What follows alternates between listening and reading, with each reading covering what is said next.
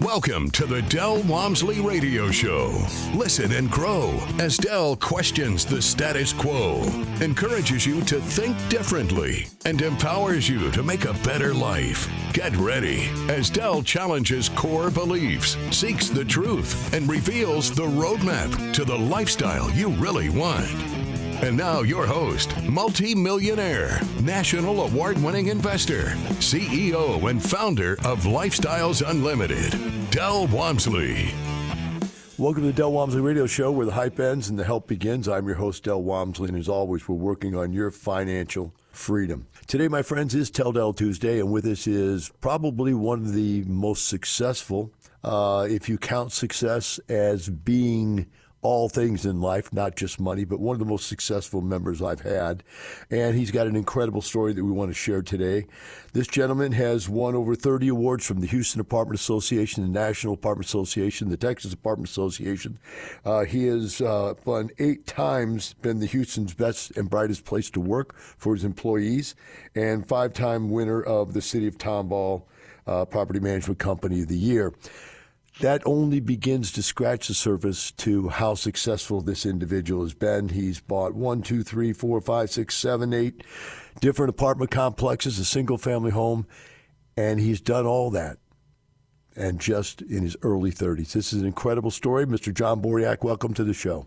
Glad to be here. Thanks, Bill. Good to talk to you again. I can't do you justice on the intro, John. I'm sorry, but it's just too much to get all in there. But let's say this today. What I'd like to do with you is I think your story needs to be broken up into 3 parts. And the first part is for people who've never heard of you before, and the story about your youth and how your father allowed you to progression to entrepreneurialism as a option as opposed to going directly to college.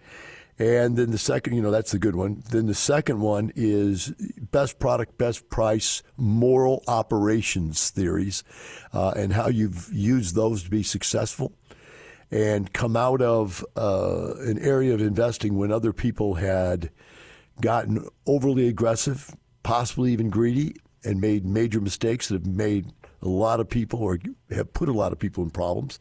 And then the next segment I want to talk about is, are you getting prepared? Are you ready for this new marketplace that's going to just be unbelievable and opportunistic? So that's what I'm going to walk you through today. Let's start out with the beginning of your story. How did your family do it differently than everybody else's did when they came to bringing you up and putting you into the business world? Yeah, I was blessed with an awesome family, incredible parents, and it's a cool story where, growing up, we were comfortable doing things outside of the norm and kind of rethinking what people would maybe consider to just be defaults. And, an example of that is growing up, we chose to, we were homeschooled growing up. My mom was a veterinarian. My dad was a successful business owner. And despite my mom's having a 8-year degree to be a veterinarian, she chose to give up her practice to homeschool me and my siblings. And so that started us out on a path of already kind of being outside the norms.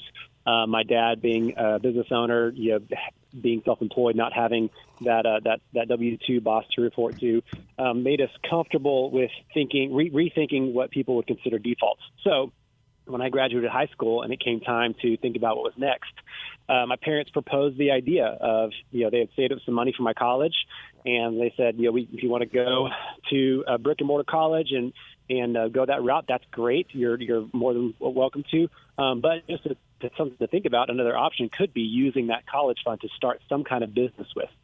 And my family had no experience in real estate or anything really outside the steel business. But I didn't especially love studying. And so the idea of starting some kind of business and getting some real world experience sounded appealing, and decided to pursue that route.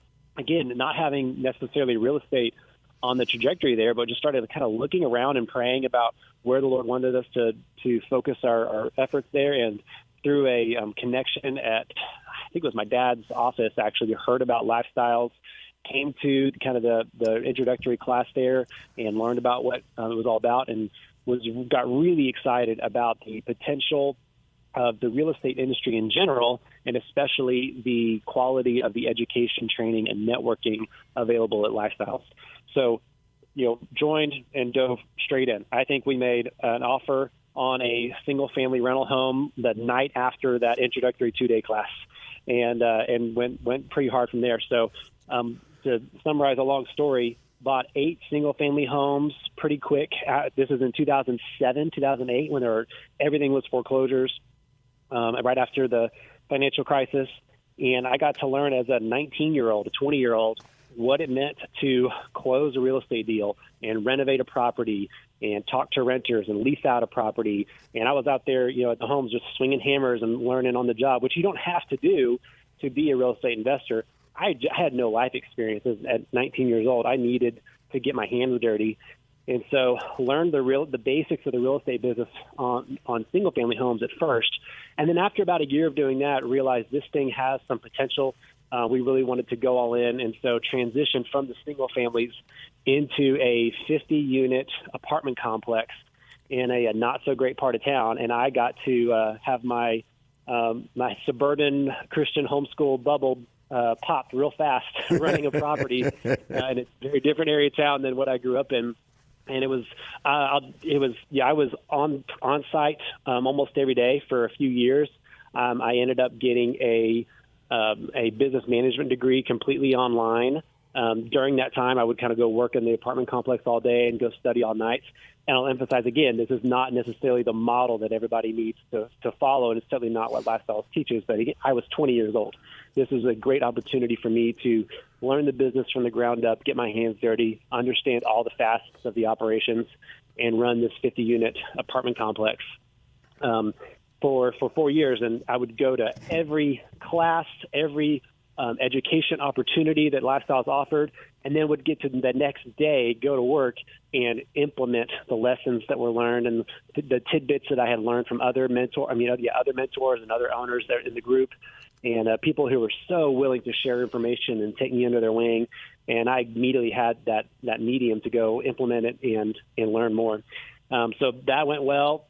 And then fast forward 4 years, I learned the business. I had met a lot of great contacts through Lifestyles, and then I decided to become what we call a lead investor, and then the market would call a syndicator, where I will talk to a bunch of other families, get us to pull all our money together, and then I'd be the lead investor that goes and purchases a larger deal, and that was in 2012. So after, and a few years later, we sold the 50 unit, sold off all the houses, and I have been a lead investor ever since, and have grown to have now 6 properties, a little over 1,500 units currently, and an incredible staff, a great track record, fantastic properties, and it's truly a life that I could not have dreamed about at the beginning of this journey.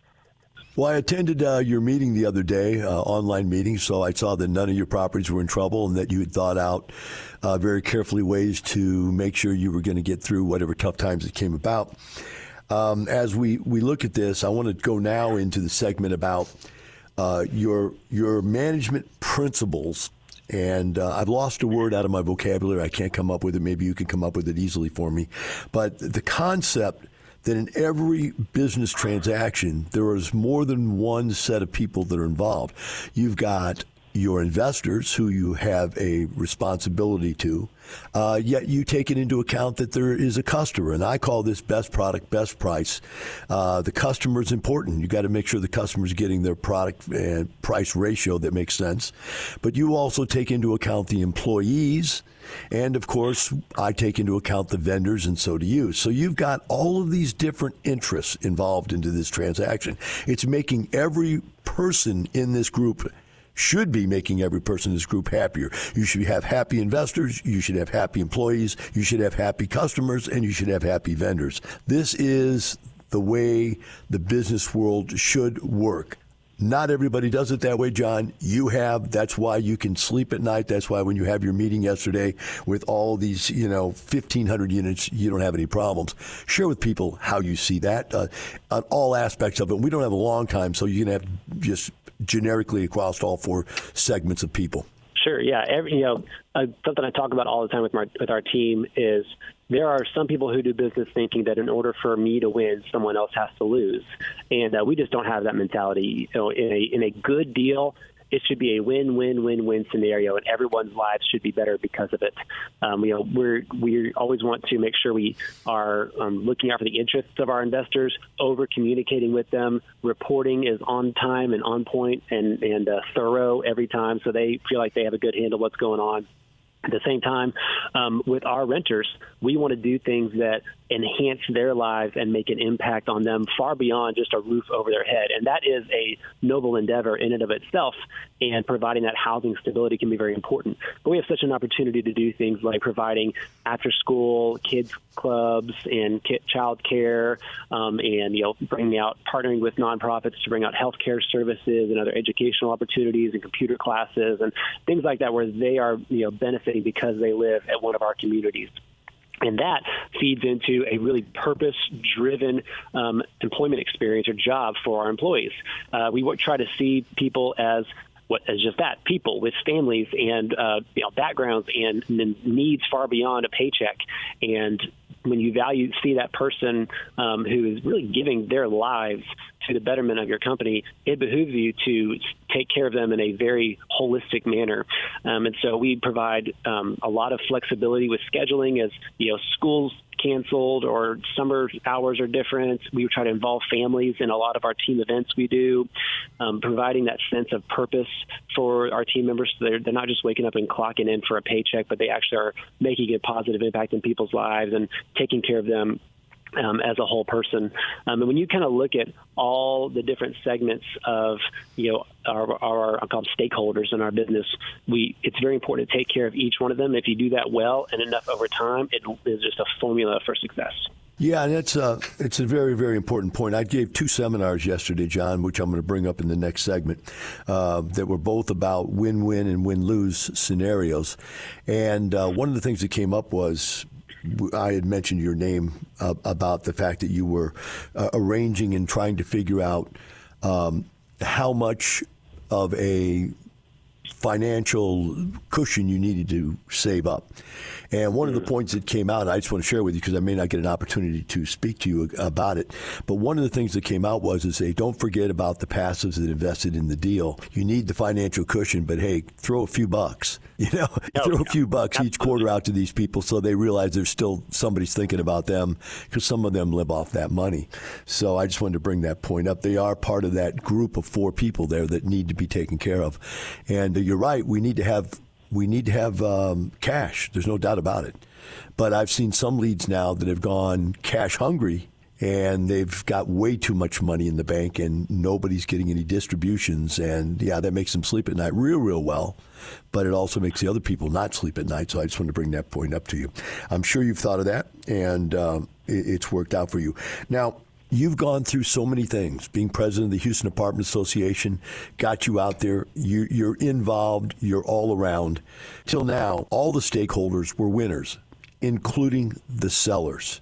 Because maybe they had bought a property and they bought it for $10,000 a door, and now they were selling it for $30,000 a door, and you were buying it $30,000 and you were taking it up to $50,000. And the next group of people bought it for $50,000 and they took it up to $60,000. And et cetera, et cetera, et cetera. So when you were buying and selling, you didn't have to be aggressive to the other party. When we come back, John, we're going to talk about a win-lose world where one or the other is going to win that negotiation.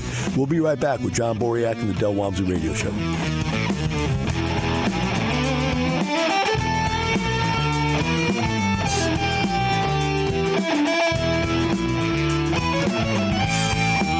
Teaching you with a roadmap to creating the lifestyle you really want. Keep listening. The Del Walmsley Radio Show returns in moments. Your challenge is that you don't believe you can be rich, is that you don't believe you can retire within 5 years. That's half of your challenge. And until you can come up with that belief system, until you can reconcile that in your mind, you won't be willing to take the steps necessary to get there. So you need to get in here and meet some people. Join us for the next free workshop and meet the people at Lifestyles Unlimited that will share Del Walmsley's belief system and empower you to take the steps you need to be successful. Register at lifestylesunlimitedworkshop.com.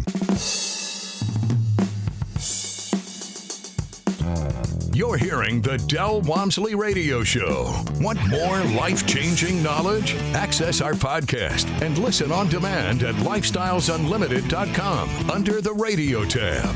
Now your host, Del Walmsley. Welcome back to the Del Walmsley Radio Show. With me here today is one of the most successful Lifestyles members I have, because he's successful across all aspects of life, which means it's not just financial, it's not just business. His family's incredible. His religious belief system and structure's well in place. This is a all well-rounded young man and has been doing this since 19 years of age. Very successful. Won many, many awards, both local Texas and National Apartment Association awards, been president of the Houston Apartment Association, and on and on and on and on. The story goes on. As we come back here, we've talked about the fact that he's built up this large portfolio since his young age and has been doing a really good job of operating it and staying out in front of the marketplace. So now, John, I'm going to throw some stuff at you, and I'm just curious to see what you say, because it's going to be interesting to me. This is for my own edification to see how you're going to rationalize this, because maybe you'll have a better way of rationalizing it than I do. But the bottom line is, almost every deal we're looking at right now, the property we're buying is worth less than what the mortgage debt is on the property, which means that the original owner, the seller in this situation, is basically going to have to take a haircut all the way down to nothing, or debt plus a little bit just to get out of the deal, to pay off all the bills and so forth to get out. That is not a win-win. And I know you'd like to call it a win-win because you're helping them out of a bad situation. And that's an easy way to rationalize it. Hey, I'm helping them out of a really bad situation here. But the bottom line is, when you're negotiating, what's going to happen is, I'm just going to give you a set of numbers. Somebody wants $20 million for something that they paid, $17 million for. The debt on the property is $15 million, $16 million. And you're saying, no, it doesn't work. And they'll go, but I'll give it to you. Okay, I'll renegotiate. I'll give it to you for $18 million. And if you're smart, you're going, it still doesn't work at $18 million. The bottom line, it works at about a number that just about gets you out of your debt, and that's about it. And how do you deal with that in your mind, John? Because, I know you've always been a win-win kind of person, but there literally has to be a win-lose. Every dollar you get it down towards being a realistic deal, it's taking a dollar out of their equity they put into the deal. How do you rationalize that, or do you? Well, it's important to always look at, think about your kind of internal motivations there. The market is what the market is, and the property's worth what the property's worth. And me being greedy or not greedy, or aggressive or not aggressive, doesn't change that. The price is what the price is. I think the more important thing to focus on is, as I'm going into these negotiations and trying to find the right deal for us, am I being a man of integrity that sticks by what I say, and I'm not trying to lock something up at a certain price and then renegotiate at the last minute? I'm not trying to lead a seller on and then do a bait and switch of any kind. The price is what the price is, and that's what the market is willing to pay. And if it's a deal that works, then it does. But numbers don't lie. I'm not being excessively aggressive with my expectations for yield on what I want these properties to produce. I've got kind of the same metrics that I've had for years and years and years. I'm going to underwrite something in today's interest rates, with today's expenses, and I just want to see something that's going to be able to produce like a mid to high single digits return. I want something that's going to kick out a 6%, 7% return, and that whatever price is at the top of that spreadsheet, that's what that is. And so I think it's more important to think about, these tough times like what we're in right now. Anytime there's a big market reset, which this is not the first time this has happened, it won't be the last. Whenever there's a tough time like this, these eras are what create the legends of our industry. And you talk to people whose name is on the sides of buildings at the apartment association, and these legendary previous presidents.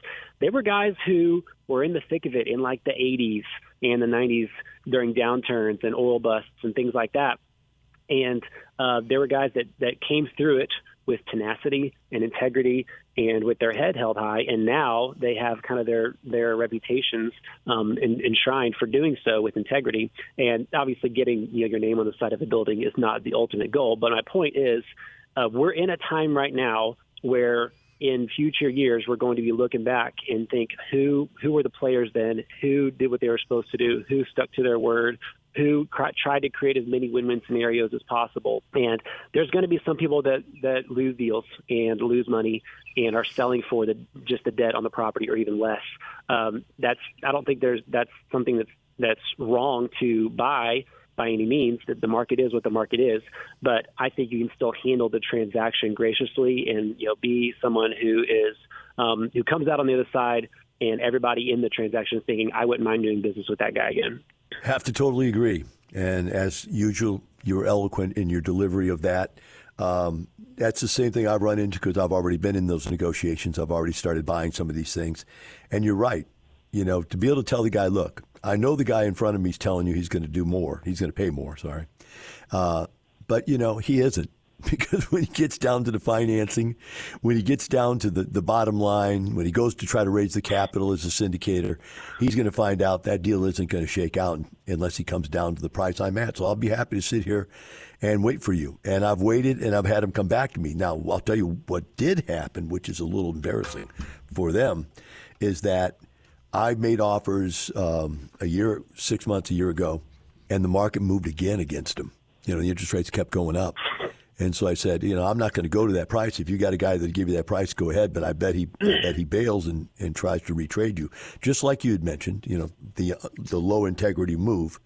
But when they came back to me and said, "Okay, are you willing to do the price you offered?" I said, "You know what? I can't now. The market's moved again. It's even lower." And so I moved the cheese, as they call it. Somebody moved my cheese. Yep, I moved the cheese. And then they had to rethink it. And that's going to be some of the problems you're going to run into, John. I'll give you a real life example. While we are on this call right now, I just got a text message from a broker that I've been talking with for over a year on a deal. And a year ago, we were looking at a deal, and the seller wanted $25 million. I ran the numbers. I said, man, I can do 22. That's the lowest I could do. And they kind of laughed at it and moved on down the line. We reconnected a year later, and they ended up having to take an offer for $22 million from somebody else, and that buyer fell apart in the final hour. Now they have a loan expiring in a month, and they are having to fire sale the deal. And they came back to me saying, hey, we're ready to take your 22. And I said, it ain't 22 anymore. It's more like 18. And I think they're having to, they're bumbling around trying to find somebody to pay them at least what the debt is worth on the property. But because they weren't willing to, take that price at that time, now they're in a real tension. They have to do a fire sale. Excellent. That's exactly the story I was trying to share with you. And I've gone through the exact same thing. So, there it is. You know what's happening, and you realize you can't let your emotions, come to play here. You have to just make business decisions. So that's good. How do you see this working out for you? How do you plan to take advantage of the possibility of growing your ministry? I chose that word carefully, John, because I think what you do in life is everything you do in life, and most people, if you believe in ministry, is your ministry. It's how you deal with people. You're now going to have more employees, more customers, more vendors, and more investors. To me, that's your ministry. How do you see you growing your ministry over the next, year and a half, 2 years, where there's going to be so much opportunity? Yeah, I think it's going to be a really exciting time as I look back, especially thinking about all the deals I passed on 10 or 9 or 12 years ago, or hell, even 5 years ago, thinking all the deals I passed on that would have made so much money and thinking, I should have bought that, should have bought this. Well, now we're getting in a big old price reset down that is going to make a lot of those opportunities available again. It's exciting. I talked to a very experienced investor a while ago, and we were just chatting about the market and what was happening. And he told me, John, most people that get in this business get to experience like 2 market cycles, 2 big resets, things like the 2008 financial crisis and what like a cycle like I think we're about to go into right now. Most people get to experience 2. If you're lucky, you get to experience 3. And every one of those, you should be able to create a lot of wealth and opportunity in that and expand your ministry, like you said. But he told me, like you, starting at, talking about myself, since I started at 19 in the middle of the 2008 cycle, I have a chance of experiencing like 4 of these potentially in my lifetime, in my career, which is really exciting. And it's something where I'm saving up a lot of cash and prepping investors and building a lot of our systems internally to get ready. I don't think we're there yet. I don't think the shoe's dropped yet. It's getting there. The dam hasn't broken yet. I don't know exactly when it will, and I don't know how long it'll last, but I want to be ready.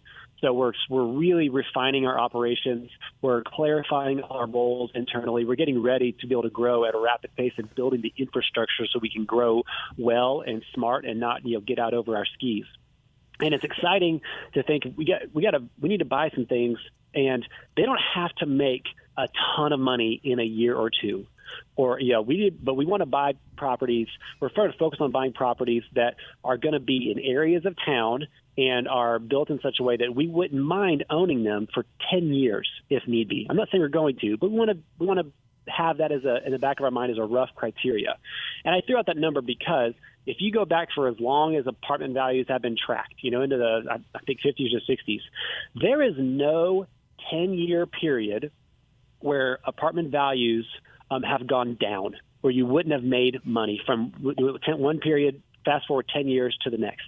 If you are able to hold a property for at least 10 years, and that's longer than a lot of times you need to, but if that's your backup policy, if you could hold it for 10 years, there's no period in the last 50, 70 years when you would have lost money. And so I think it's real important to kind of buy with that mindset, and you may be able to flip it in a year or two and make great money. That's awesome. Do that. But my personal criteria is I want to buy in an area and buy a type of deal that I wouldn't mind owning for a decade if I need to kind of get me through a cycle. And that's kind of my focus and thinking going into it is I don't know exactly when the wave of opportunities is going to come, if it's going to be like that, or I don't know if it's going to last 6 months or 6 years. But we're preparing now in that we're stockpiling cash, we're prepping our investors, and we're building our infrastructure internally as a company to be able to take advantage of the wave when it does come. I think the most important one of those that you're speaking about is probably infrastructure, because operations get exponentially more complicated. And I know you know that from the growth you've had. It really does. But I've seen you've worked really diligently on your infrastructure. You believe a lot in staff development and so on, employee development, so forth. So that's really good. It is going to happen. It's going to happen within the next 6 months to a year now. I've been, telling people it's coming, don't know when, but now we know when. We know it's directly related to these mortgages that are falling prey within the next 12, 24 months, 36 months at the longest. And that's when we're going to need to be prepared. And I think you're going to be one of the ones out there that are going to end up a leader in this industry because of this. So I'm really excited for you. Anything else you want to talk about in the future? What's going on? I haven't talked to you in a while. Family, friends, anything else that's important? Man, I think we've covered it. I think I'll just reiterate again, it can be really tempting in a time like this to just buy as fast as you can. And I will just reiterate to the audiences again, remember, bigger is not better, better is better. Think of a number now. Think, I want to get to this size. I want to get here. I want to get there. Otherwise, you'll never find a ceiling, and enough will never be enough. My goal is I want to get to about double the size I am now. I have 1,500 units. I would love to get to where I'm, have 2,000 to 3,000 units, and then just kind of buy and sell with the market to maintain that level, because I think that's where we can accomplish our ministry, like you said, the best. And so that's the goal is, start with the end in mind, figure out where you want to be, and then take advantage of the waves when they come. Well, looks like we're coming to a break. I'm going to thank you for coming on today and sharing your story. And the rest of you out there, remember this: it's not the money, it's the lifestyle. Have a wonderful day. We'll see you tomorrow. The information and opinions you hear on the Del Walmsley radio show are those of the host, Del Walmsley, his guests, and his callers. The Del Walmsley show is for entertainment purposes only. Please consult a professional regarding your personal investment needs. Nothing presented on the Del Walmsley show constitutes an endorsement, recommendation, offer, or solicitation to buy or sell any product or security.